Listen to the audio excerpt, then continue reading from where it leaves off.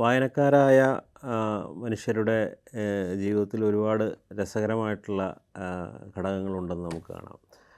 അതായത് ഓരോരുത്തരും അവരുടെ വായനാമുറി സൂക്ഷിക്കുന്നത് ഒരേ രീതിയിലാണ്. പുസ്തകങ്ങൾ സെലക്ട് ചെയ്യുന്നത് അവരുടേതായിട്ടുള്ള ഒരു സവിശേഷമായ ഒരു രീതിയിലായിരിക്കും. അവർ പുസ്തകങ്ങളുമായിട്ടുള്ള അവരുടെ ബന്ധവും ഈ രീതിയിൽ ഓരോ വായനക്കാരൻ്റെയും വ്യത്യസ്തമായിരിക്കുന്നത് കാണാം.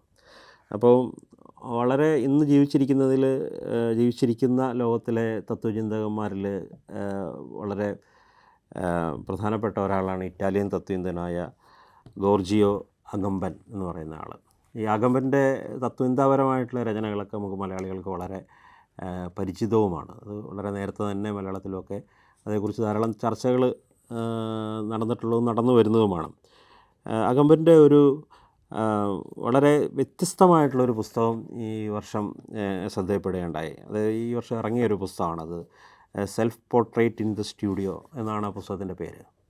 Self portrait in the studio എന്നാണ് ആ പുസ്തകത്തിൻ്റെ പേര്. ഇത് തത്വചിന്താപരമായിട്ടുള്ള ഏതെങ്കിലും വിഷയങ്ങൾ കൈകാര്യം ചെയ്യുന്ന ഒരു പുസ്തകമല്ല. ഇതൊരു ഒരു ഓട്ടോബയോഗ്രഫിക്കലായിട്ടുള്ള ആത്മകഥാപരമായിട്ടുള്ള ഒരു പുസ്തകമാണ്. ആത്മകഥാപരം എന്ന് പറഞ്ഞാൽ അഗമ്പൻ തൻ്റെ വായനയെക്കുറിച്ച് പറയുന്നൊരു പുസ്തകമാണ് എന്നുള്ളതാണ് എൻ്റെ ഒരു പ്രത്യേകത. ഇതിൽ ഈ തലക്കെട്ടിലെ 2 പദങ്ങൾ self portrait in the studio എന്നല്ല, സെൽഫ് പോർട്രേറ്റും സ്റ്റുഡിയോയും ഇത് രണ്ടും പെയിൻറ്റിങ്ങുമായിട്ട് കണക്ട് ചെയ്തിട്ടാണ് നമ്മൾ കാണുന്നത്. സെൽഫ് പോർട്രേറ്റ് എന്നുള്ളത് സാധാരണ രീതിയിൽ ചിത്രകാരന്മാർ ചെയ്യുന്ന ഒരു കാര്യമാണ്. ഒരു സെൽഫ് പോർട്രേറ്റുകൾ വരയ്ക്കാറുണ്ട്. അതോടൊപ്പം തന്നെ സ്റ്റുഡിയോ എന്നുള്ള പദവും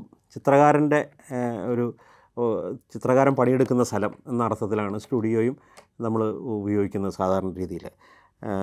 സ്റ്റുഡിയോയ്ക്ക് വേറൊരു അർത്ഥമുള്ളത് സ്റ്റുഡിയോളോ എന്നുള്ള ഇറ്റാലിയൻ ഇതിൽ ഒരു കോണ്ടെക്സ്റ്റിൽ വേറൊരു അർത്ഥമുള്ള ഒരു മധ്യകാലത്തൊക്കെ ഒരു അഭിജാതരായിട്ടുള്ള ആളുകൾ, സമ്പന്നരായ ആളുകൾ അല്ലെങ്കിൽ രാജാക്കന്മാർ, രാജകുടുംബത്തിൽപ്പെട്ട ആളുകൾ, അത്തരത്തിൽ ഒരു പ്രഭു കുടുംബത്തിൽപ്പെട്ട ആളുകൾ അന്നത്തെ കാലത്ത് അവരുടെ വായനയ്ക്ക് വേണ്ടിയിട്ട്, അതായത് അവരുടെ ദൈനംദിന തിരക്കുകളിൽ നിന്നും ഒഴിവായി വന്ന് ബാക്കി ലോകത്തിൻ്റെ ബഹളമൊന്നുമില്ലാതെ അവരുടെ പുസ്തകങ്ങളുമായിട്ട് ചെലവഴിക്കാൻ വേണ്ടിയിട്ട്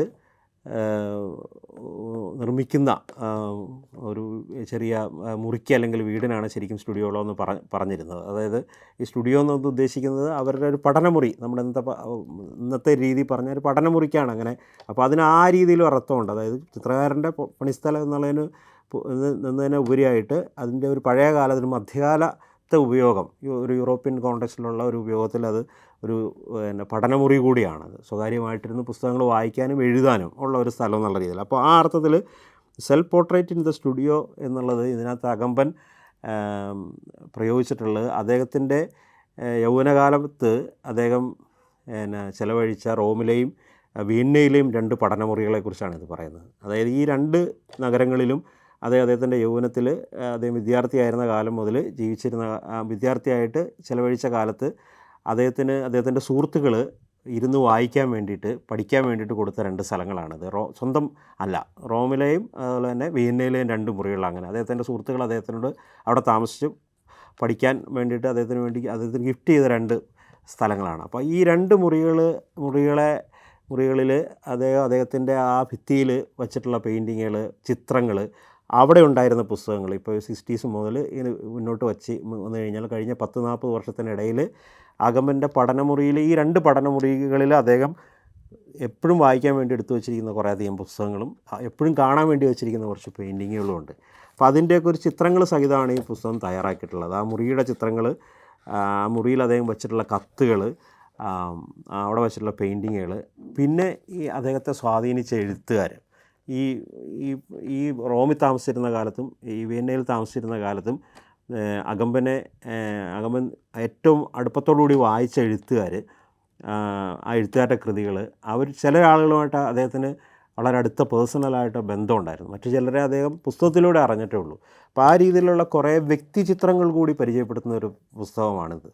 അതായത് എഴുത്തുകാരെക്കുറിച്ചുള്ള ചില വ്യക്തിചിത്രങ്ങൾ, പുസ്തകങ്ങളെക്കുറിച്ചുള്ള ചില വിവരണങ്ങൾ, പിന്നെ അക്കാലത്ത് സൂക്ഷിച്ചിട്ടുള്ള പുസ്തകം വായിച്ചിട്ട് എഴുതി സൂക്ഷിച്ചിട്ടുള്ള കുറിപ്പുകൾ സംബന്ധിച്ച കുറേ വിശദീകരണങ്ങൾ, അങ്ങനെ പിന്നെ അന്ന് പരിചിതമായിട്ടുള്ള വളരെ പ്രധാനപ്പെട്ട പെയിൻറ്റിങ്ങുകളെക്കുറിച്ചുള്ള സംഗതികൾ ഇതൊക്കെയാണ് ഈ പുസ്തകത്തിൽ ഉൾപ്പെടുത്തുന്നത്. ആ രീതിയിൽ വളരെ കൗതുകകരമായിട്ടുള്ള ഒരു വായന കൂടിയാണ് ഈ അഗമൻ്റെ പുസ്തകം. അപ്പോൾ അഗമൻ്റെ സിദ്ധാന്തങ്ങൾ അഗമൻ്റെ മറ്റ് മധ്യകാല പഠനങ്ങളും മറ്റു രീതിയിലുള്ള പുസ്തകങ്ങളും വായിച്ച് പരിചയിച്ചിട്ടുള്ള ഒരാൾക്ക് ഈ പുസ്തകം വളരെ അനായാസമായിട്ട് വായിക്കാവുന്നതാണ്. കാരണം അതിനകത്ത് വേറെ സങ്കീർണതകളൊന്നുമില്ല. അദ്ദേഹത്തിൻ്റെ പേഴ്സണൽ ലൈഫ് എങ്ങനെ അത് ഒരു അകമ്പൻ എന്ന വ്യക്തിയെ, തത്വചിന്തകൻ അല്ലെങ്കിൽ എഴുത്തുകാരനെ രൂപപ്പെടുത്തിയ പുസ്തകങ്ങൾ എന്തെല്ലാം, രൂപപ്പെട്ട എഴുത്തുകാർ ആരെല്ലാം, അദ്ദേഹത്തിന് ഇഷ്ടപ്പെട്ട വലിയ ആർട്ടിസ്റ്റുകൾ ആരൊക്കെയാണ്, അവരൊക്കെ എങ്ങനെയാണ് അദ്ദേഹത്തിൻ്റെ പല ഇതിൽ അദ്ദേഹത്തെ വ്യക്തി ജീവിതത്തെയും അദ്ദേഹത്തിൻ്റെ ദൈഷ്ണിക ജീവിതത്തെയും സ്വാധീനിച്ചത്